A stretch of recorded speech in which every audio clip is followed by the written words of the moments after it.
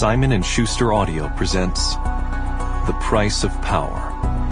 How Mitch McConnell mastered the Senate, changed America, and lost his party. By Michael Tackett. Read by Fred Sanders.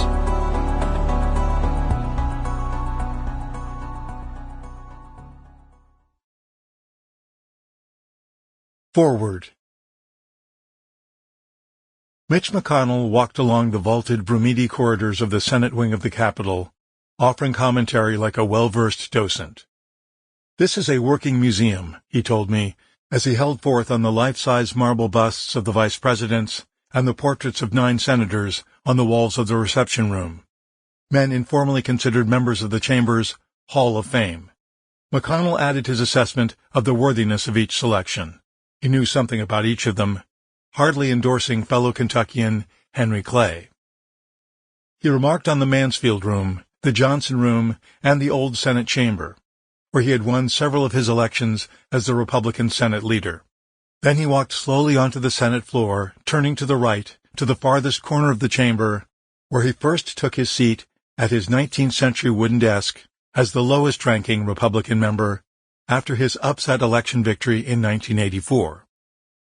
He talked about the many stories the chamber holds. The desk of Senator Roger Wicker of Mississippi was once used by Jefferson Davis, the President of the Confederate States.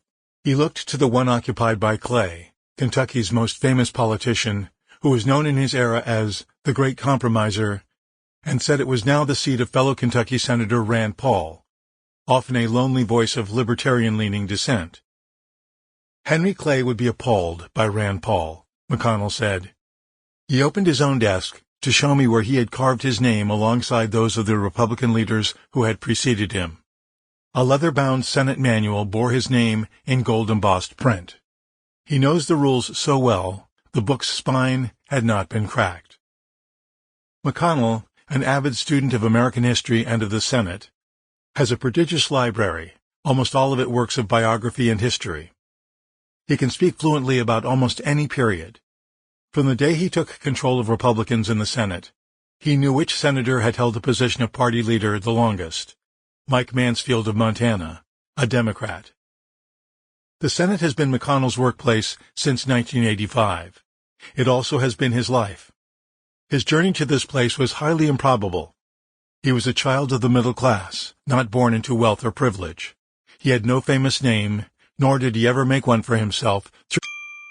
Sample complete. Ready to continue?